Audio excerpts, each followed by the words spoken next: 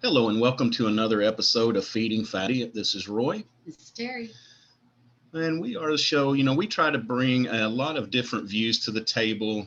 We all struggle in some ways with our getting our fitness plan going, eating right, vegetables, meat, how much, what do you do, what's recommended, what's good for you, what do you like. So we try to bring, this is not only about our journey, mine and Terry's journey, but together, but we also like to bring guests who are more uh, experts, in their field in different areas that have to do with diet and nutrition. And today we have an awesome guest that, we were kind of joking a little bit in the pre-show that, more we have read about him, the less that we truly understand what is going on. So it's going to be an interesting show for all of us to learn.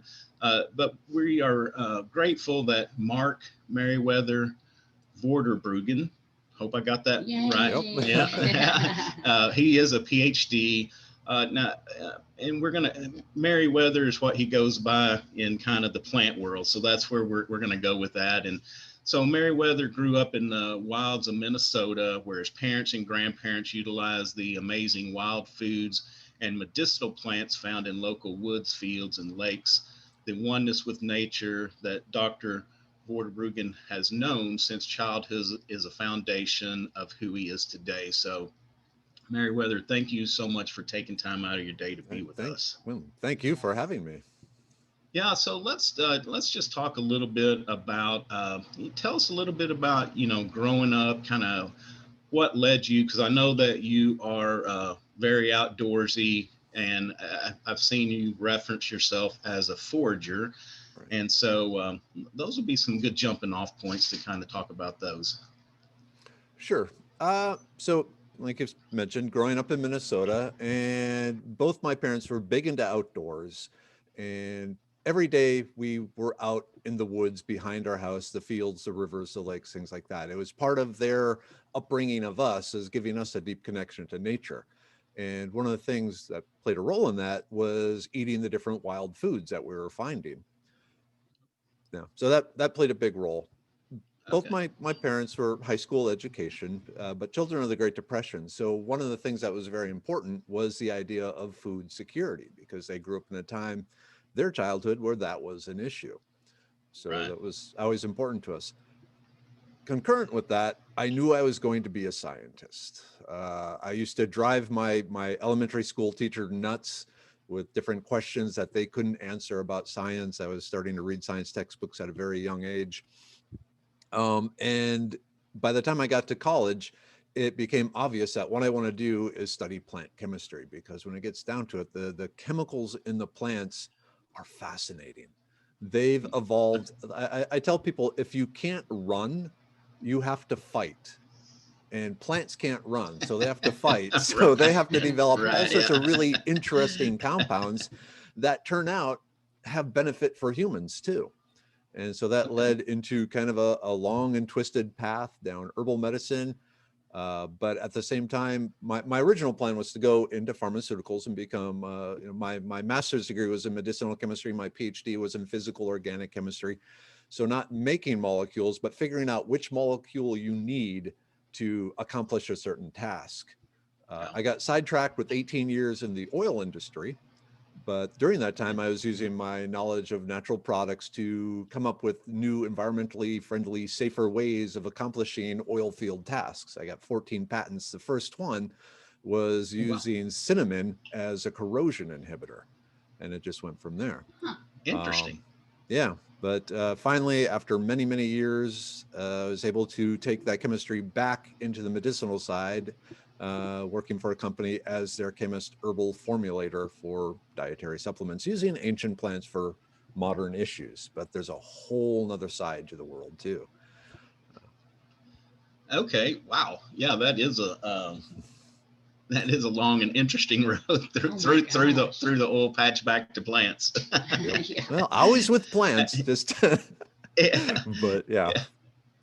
So, we talked a little bit about the foraging aspect, and you were saying that because growing up in more of an urban environment, even though we lived, kind of in the country, what we called it, we had gardens, but we would never go out and pick anything. Well, we were always scolded against never pick anything up off the ground and put it in your mouth. We weren't, not that they're all bad, but we weren't smart enough to determine the good from the bad. So, that's kind of an interesting concept of being able to go out into the fields and know, I guess the first step is being able to identify what is edible and what is something you need to stay away from. Definitely. There's a basic rule of thumb. I teach foraging classes all around Texas and actually around the nation now. And I tell people when you are, there's lots of good books and websites and so forth to help people identify plants, even apps, though I don't trust the apps. But I say you got to match at least 5 structural features of the plant. The edge of the leaf, the vein pattern of the leaf, the arrangement of the leaves, the flower, the number of petals, the color. There's lots and lots of structural features, but you need to match at least 5 of them to whatever resource you're using to identify the plant next to you. Really, the secret is start on your doorstep, look at your trees, identify your trees, and then Google, elm tree edible and figure out, what you can do with that. Then look at the bushes, then look at the flowers, then go down into the weeds and identify the weeds, and then just expand from there. A lot of people make the mistake of taking a foraging book out in the woods thinking, I'm going to learn edible plants. And they look at the sea of green and they look at this thick book and they go back home.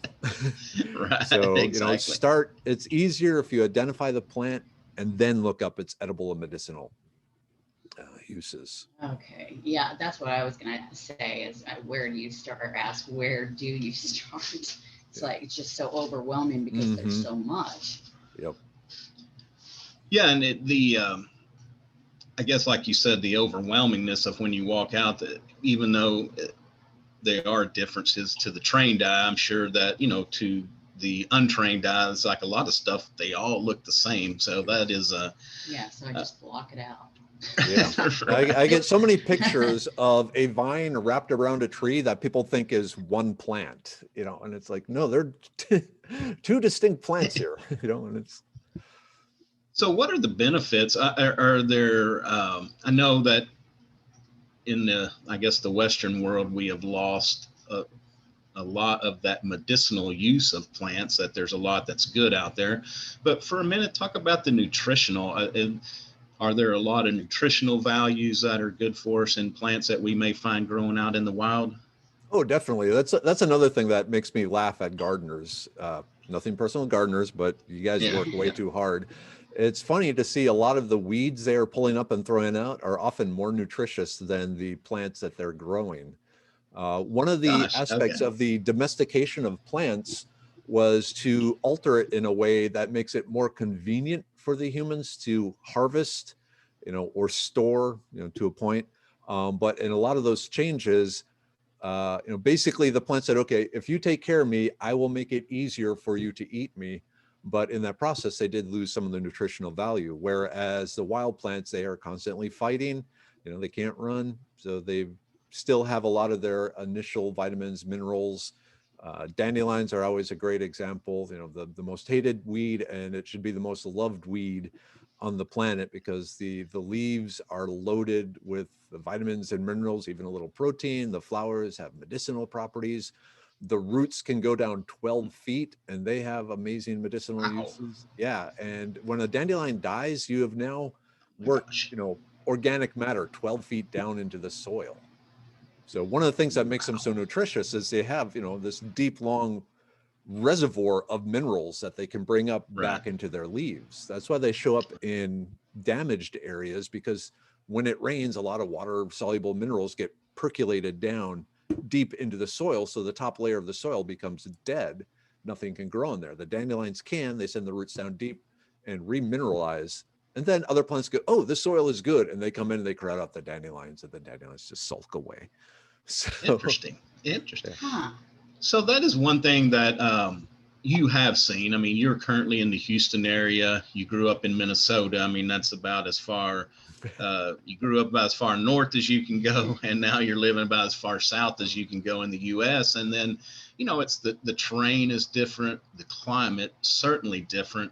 But what is the diversity of plants that we may find from one area to the other? I mean, is it like a whole new, I mean, I'm sure there's some that translate from both areas, but in Houston, are you finding a lot more different stuff than what you found in Minnesota? It's funny. The main difference is the time when the plants show up. Okay. So a lot of the summertime, well, a lot of the wintertime weeds in Houston, things like wild violets and cleavers and curled dock, those are summertime plants up north. And then the summertime plants are down here in Texas are the deep summer, like the July, August weeds there. Yeah. I've been down here since '97, and I still get confused as to what time of year it is because I kind of rely on the plants to be my calendar. Yeah. And like now I know when I see the blackberry flowers, I know it's time to do my taxes. Because down here they start showing up in the beginning of April. It's like, damn, the blackberry flowers are here. They're tasty, but, you know. Yeah. And then when the curled dock starts showing up, I know it's time to buy my Halloween candy. But up in Minnesota, it was time to buy the Easter candy. You know, so it's different things like that. Plants don't really follow, you know, political boundaries. They follow, you know, ecosystem boundaries. And so the ecosystems, you can find the similar ecosystems all over. Now there are certain plants that are hot weather plants or coastal, you know, saltwater coastal plants that we don't have in Minnesota. But for the most part, a lot of the plants, if you look for the ecosystem, you'll find the plants. Okay. The other thing you kind of mentioned too when we were talking pre-show is that there are a lot more benefits to foraging than just the nutrition or the medicinal purposes that we can pull out of the plants. Could you elaborate on that just a little bit? Oh boy, yes. I'll try to keep it down to a little bit because this is one of my most passionate things here. But yeah, so yeah, the vitamins and minerals and medicinal properties and all that are great from the wild plants, but there's a whole another level of health that people don't understand or don't realize. So I like to tell the problem with the world is it's flat. Now, we're not talking flat earth sort of thing. We're talking paved sidewalks, you know, tiles, all that. We did not evolve on a flat earth. We evolved on a slippery, you know, unbalanced, rocky, tripping hazard sort of thing with things hunting us. So our brains, our bodies are designed to be out walking around on uneven ground. And in doing so, that requires a lot more mental action, which helps stimulate the brain, and the brain needs stimulation. So by, you know, trying to keep our balance on uneven surfaces and so forth, our brain is much more engaged in what we're doing. One of the things they've found, besides helping stave off dementia later in life, it also helps with things like attention deficit disorder and so forth, because you are giving that brain the input it evolved to get. If it's not getting that sort of input, it's like a caged beast. It's starting pacing, it starts finding ways to amuse itself. So when you're out walking on uneven ground, your brain is doing exactly what it was designed to do. At the same time, you're looking, you're smelling, all your senses are coming into play. Right. At the same time, your core muscles, you know, people, you know, for exercise, they run on a treadmill. If you really want exercise, go running across a rocky field, you know, it takes a while, you know, or uneven, slippery thing.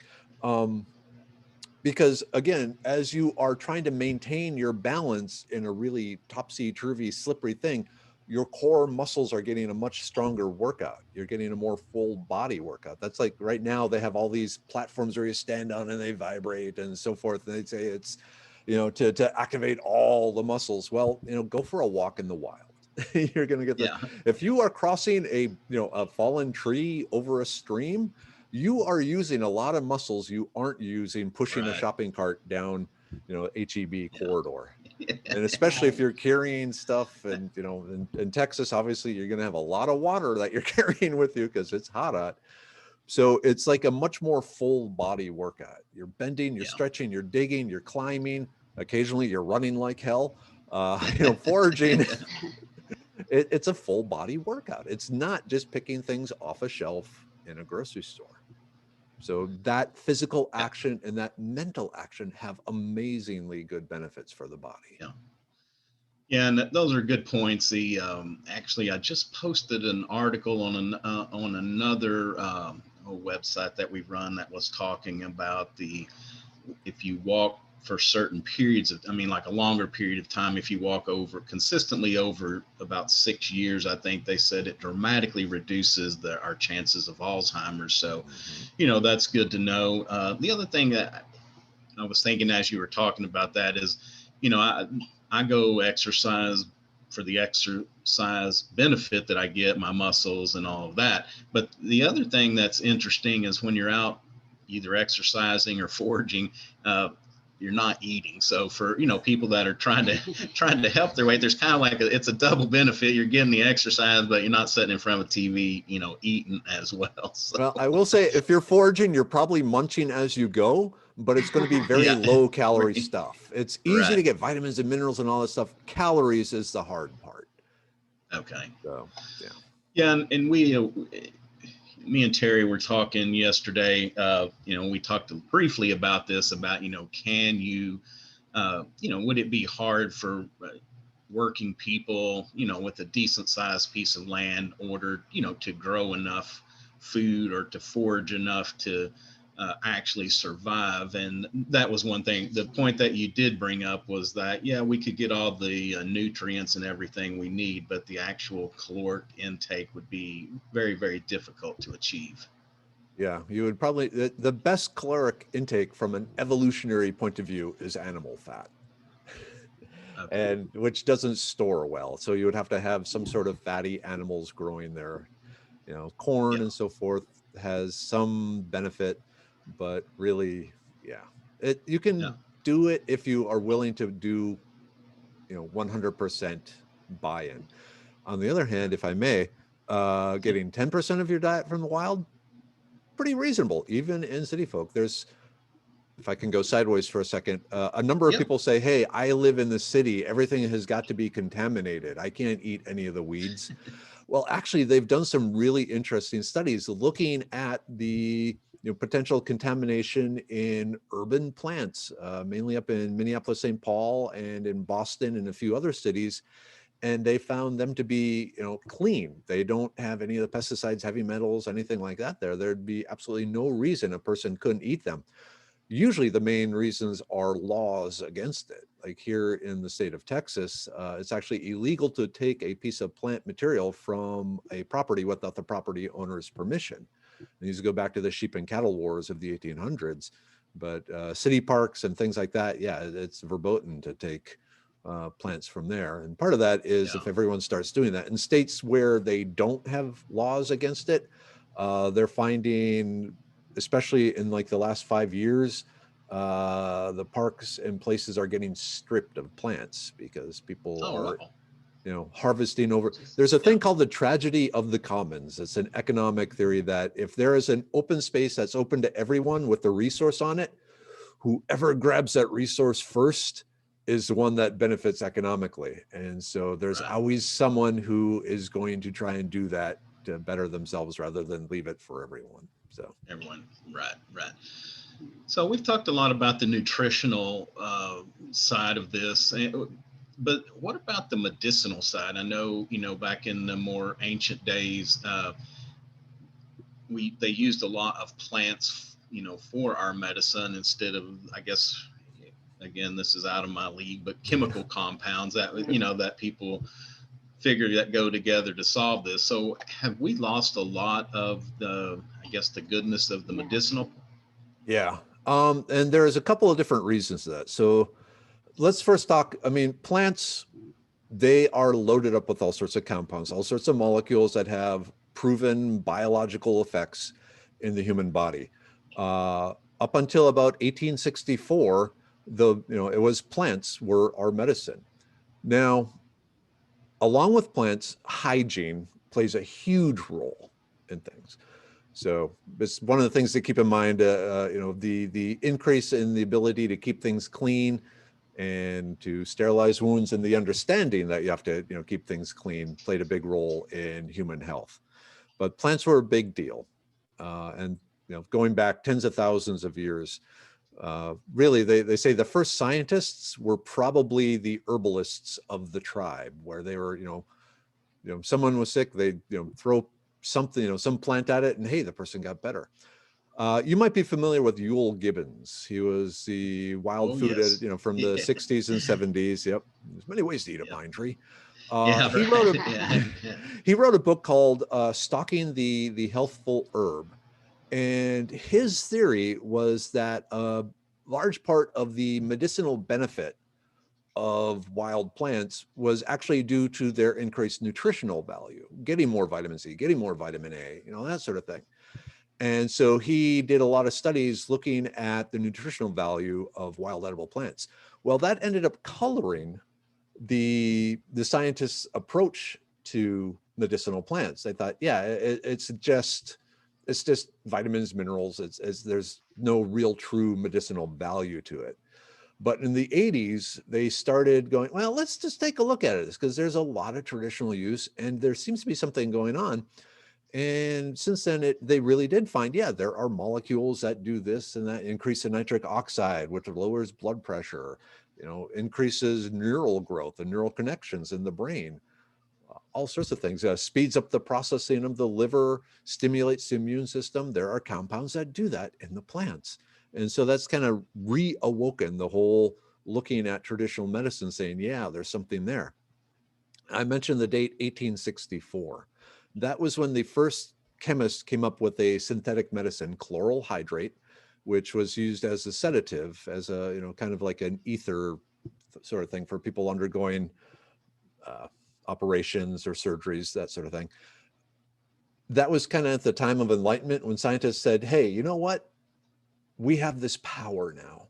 And as a chemist, I'm speaking for my tribe here.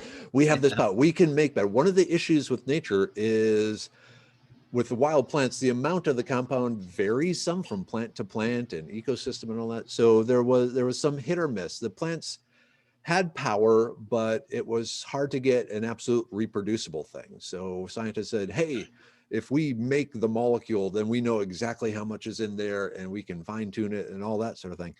And so that whole let's search for synthetic forms occurred. So that was a big push. Another thing, if you think about it, the collecting the plants, storing the plants, turning them into medicine, that's very labor intensive. It requires a lot of time. It requires a lot of effort to do it on a mass scale. And so as the population grew, it became impossible. If you think, monoculture, a lot of the farming right now is designed so that it can be, harvested by machine. Right. And so that's not always possible with a lot of the medicinal plants, especially ones, that are wild. And so it just became easier and more cost efficient to find a molecule, synthesize that molecule and say, here you go, here's the molecule, rather than the whole plant sort of thing. So that kind of brought up a good a distinction in the medicinal side about I guess being preemptive versus, after something happens. And a lot of times we think, well, I think of, medicinal purposes as something happens, you're sick, you take something to treat it to make you feel better. But I guess we could kind of look at that from some things you said as more preempting. If we eat these things, it may prevent us from getting sick. I have to be careful because the FDA has certain rules about what you can and can't say. Okay. Yeah. Not allowed to say like plants will prevent diseases, but they can stimulate the immune system. They could, people seem to have forgotten lately that they have an immune system. In fact, they have two immune systems. They have the innate and the active. The innate is the ones that are constantly patrolling the body, looking for invaders to try and get rid of it. Right. And then the active is, if the innate feels it's getting overwhelmed, it can't handle it, it releases the dogs of war, the killer white blood cells, to attack the things that it tags. And there are plants that will both support the innate and the active, speed up, especially in the case of the white blood cells, speed up the response time and the number of white blood cells that the body produces to attack invaders. So going back to the caveman lifestyle, looking at the bones, the average lifespan was 40 years. Because by then you've suffered probably some sort of injury, you fell off a mountain, something like that. So, but a lot of the plants help with what are generally considered lifestyle diseases.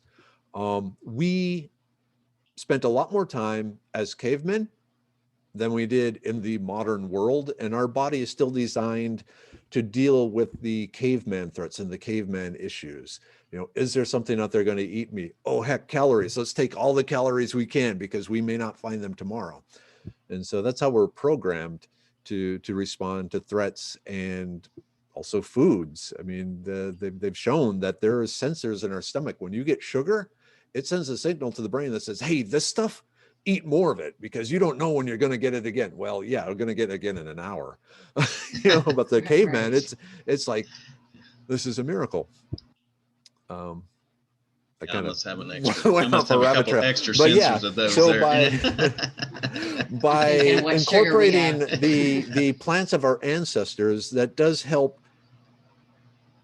give the body what it thinks it needs, what it evolved needing, what it evolved using to maintain its health. And corn products, not so much. Corn was a pretty recent invention as far as the human race is involved, but we get a lot of corn in our diet, whereas a lot of the not wild that, medicinal plants, not so much. and not that, not that there wasn't fish and beef and the animals back in that day, but I just assume, they were harder to catch. Like you said, they could run, plants couldn't. And so I just figured that's why a lot of the ancient diets were built around plants. They were just easier to go out and capture than an animal that was moving. Yeah. I talked about calories. I make a big deal of it. If you ever watch the History Channel alone, it's basically the Hunger Games. Who can manage their calories the most? Here in Texas, West Texas, the Native Americans had what they called second harvest.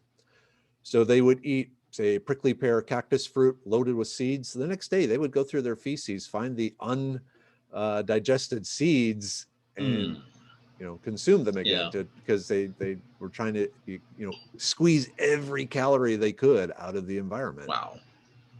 Sounds yeah, we got Whataburger, so Yeah, much better Yeah. thing.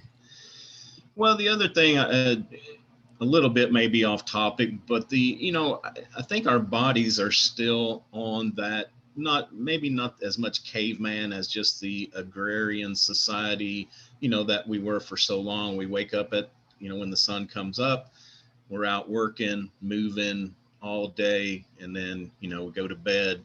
Whereas now, I get up and walk 10 feet to my desk, and I'm like, have to take a break because I'm winded. It's like, we just don't have the activity. We've got a lot more, we just have access to these high caloric foods. And then of course the awesome chefs that we have today, they jazz those up even more. But I think am I wrong in thinking that, it's probably a good thing that, plants can make a comeback because, we're not in as much need for the calories as we were, at one time when we were out plowing the fields behind a horse. Yeah, you're right. They did a study that 150 years ago, people were eating about the same number of calories as they are now, but they were rail thin because they were burning them off. 80% of the population in the United States was agricultural based, farming, growing, plowing, all that sort of thing. And so there was a lot just more movement and activity and thought. And yeah, so sitting behind a desk is bad for us. So my belief, the closer your foods are to what you evolved eating, the better your body is going to respond to it, as opposed to some, frozen TV, frozen burrito or something like that. A lot of processed things, there's some real food in there, but at least having part of your diet still back to what we evolved with has benefits. Yeah, and what we have found, I think, is as we have become more aware of everything, it's just some of it is the basic control over what we put in our bodies. Is when you buy the more packaged and pre-processed, I mean, you can look at the label, but who knows what some of that stuff is. And then, now we can control, better salt. I guess we'll take that, kind of the big one. A lot of processed food has tons and tons of salt. And so we are able to control that much better when we're cooking and doing things ourselves. Right. And it's easy to use a lot of wild foods. I maybe I mentioned or not, but the average person can probably get 10% of their food from the wild, between their house, their neighbors, down the street, things like that. Add to your salads, and you're out. It's funny, in my neighborhood, there's 800 houses. And when someone new moves in, they're told about me. It's okay. There's this guy, he may knock on your door and ask to eat something from your yard. He's harmless. Like a stray dog running around. Yeah. But on the other hand, now if someone needs something, I'm the guy that hey, does anyone have, the wrench for installing a faucet? Oh yeah, they have it, and so it's like the neighborhood caller, I don't know, center database. Right. That's cool. Well, Merryweather, I'm sorry, can I interject something? Okay, can you talk a little bit about Medicineman Plant Company? Yeah. Oh, thank you. Yeah. So, like I said, after years of just treating myself and through the classes and so forth, I finally was able to expand out into commercial products. So in January of 2020, we started Medicineman Plant Co. And then the apocalypse hit. Right. But what these are, so we have like the liver pill, which is burdock root and milk thistle and flaxseed. There's a lot of scientific support for burdock root speeding up the action of the liver. The milk thistle has found to maintain the integrity of liver cells under attack. If you eat a poisonous mushroom, the only thing they have right now to treat that, the liver damage caused by that, because it's usually what mushrooms do is attack the liver, is a milk thistle extract. So we got that in here. Then the flaxseed is in there to increase the bioavailability. I'll tell you right now, and I may get in trouble, a lot of herbal supplements, their main product is really expensive urine. So you want to make sure the plants are, set up to maximize the bioavailability, the bioabsorption. We have the immune pill, and it's hard to focus here. So this has the elderberry, the echinacea, both of them shown to support the innate and active immune system. The self-heal, which helps block viruses from getting into cells. And then also cordyceps mushroom, which is an immune modulator. So if the immune system does start getting out of control, you might have heard a thing called the cytokine storm. There can be help tamp it down some to keep it, at the appropriate response, not too much, but also not too little. And then vitamin C, most people take vitamin C, but we threw it in here because vitamin C is actually the messenger molecule between the innate and the active immune system. And so if you're lacking in vitamin C, because it's used in so many different other processes in the body, your innate, it's kind of actually down low on the list of who gets to use it. And so if you don't have enough, it can't send the signal it needs to the active form. Brain pill, lion's mane mushroom, sage, ginkgo leaf increases blood flow, increases neural connection, increases focus and attention. And of course, the moneymaker, the libido pill. We don't probably have to go too detailed into that. And of course, like I said, the FDA says, it's the warning here. We can edit. Okay. These statements have not been evaluated by the Food and Drug Administration. This product is not intended to diagnose, treat, cure, or prevent any disease. So whereas the individual plants have been tested, because the actual product has not, we can't make specific medical claims. So, but we can say the plants, and if you go to the website, I have all the scientific documentation. as a scientist, I need the proof. So Right. hopefully I didn't go too long on that. I'm sorry. No, no, and I think it's an important distinction to make that you know, you're not a guy that woke up yesterday and said, hey, I think I'm going to crush some plants and package them up. And so, I mean, you know, the PhD and that, you tell us what that is, what yours is in again. I think it's in the physical organic chemistry. So yeah, you know, like it's not making molecules, figuring out which molecule you need to accomplish a task. right. And on that note, Roy was saying that he needed to find energy. What do you suggest for energy? What helps with energy? Yeah. So, okay, there's two ways to approach it. So going back to the burdock root, it's been shown to speed up the process of the liver. When you are active and working, your muscles are producing lactic acid. It's a waste product of the action.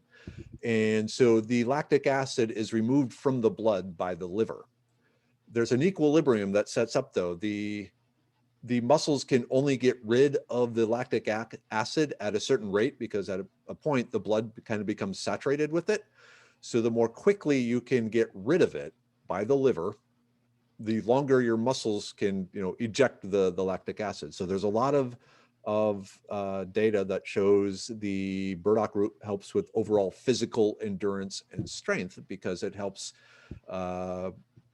prevent the fatigue that occurs in the muscles as they're working. Something I also really like is a mixture of turmeric, cayenne pepper, and black pepper. I put that on my eggs every morning. I have a shaker and I put that on because that has been also shown to kind of increase metabolism, which has some uses, and blood flow. So you need the black pepper in there with the turmeric and the cayenne pepper to make those more bioabsorbed. Interesting. So yeah, and so you know, mixture, and that's because I had been. This has been a few years ago. I'd started taking a turmeric supplement, and then, you know, when we kind of started getting back to cooking more and paying more attention, we actually got it in the ground form, where, like you said, we can add it to the food, and I just felt like I was getting a better quality and more equal distribution, you know, than taking the supplement. So been very happy with that, but mixing it with the black pepper and the cayenne, we'll check that out. That so you're like 50% turmeric, 50% cayenne pepper, and just about 10%.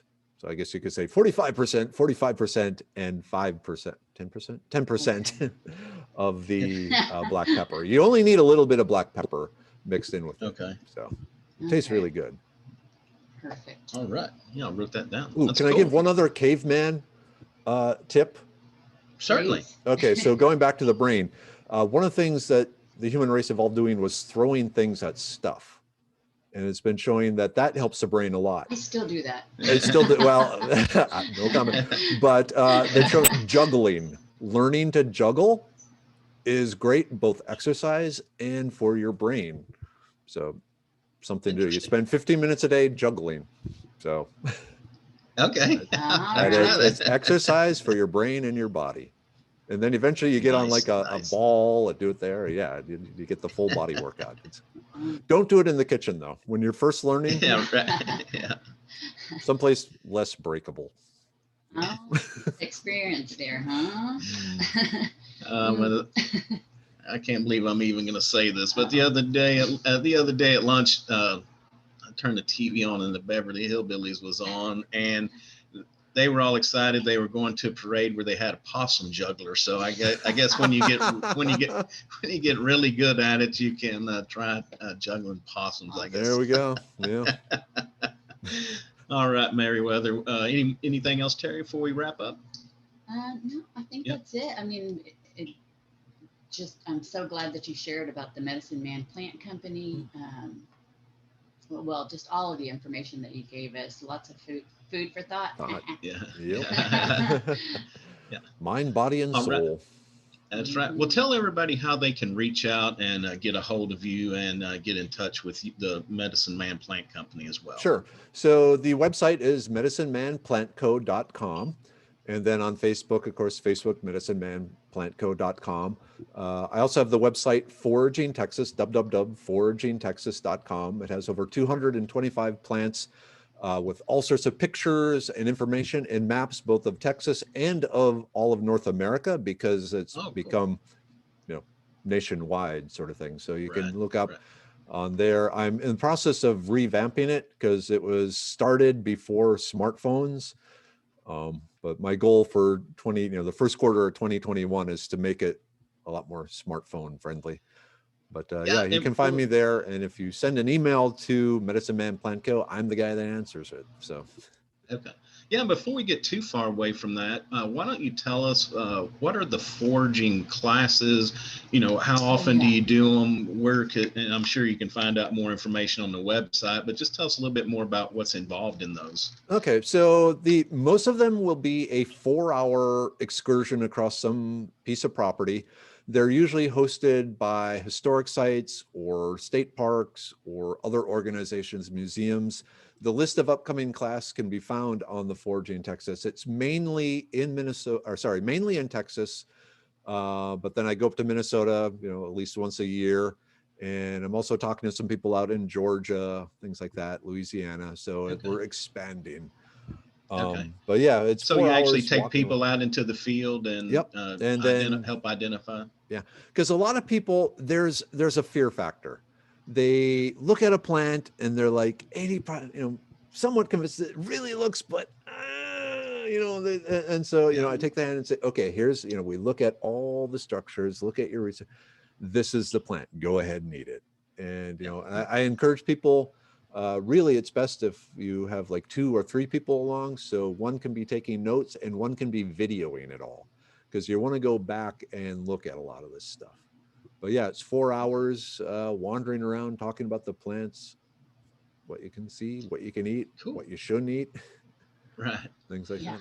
That sounds awesome. That sounds like a great excursion. So if y'all would just take some time to go over to the websites and check out Merriweather and all the great things that he's got going on. And we certainly, again, appreciate you taking time out of your day to be with us. It's been a very interesting and enlightening talk for sure. Yes, Mark, I like to talk about foraging. So yeah. Can't tell. Yeah. You hide that well. Yeah. All right, guys. Well, that's going to be it for us today. You can find us, of course, at www.feedingfatty.com. Of course, we are on Instagram, Facebook, Twitter, and this will, when this episode goes live, of course, we will have the video up on YouTube. So check us out, and we're always open to suggestions for new and different topics. If you're a professional that deals in the fitness, nutrition arena, can help people out with their journeys on becoming healthier, we'd love to hear from you. So until next time, take care of each other and take care of yourself. I'm Roy. I'm Terry. Bye. Merriweather. Thank you.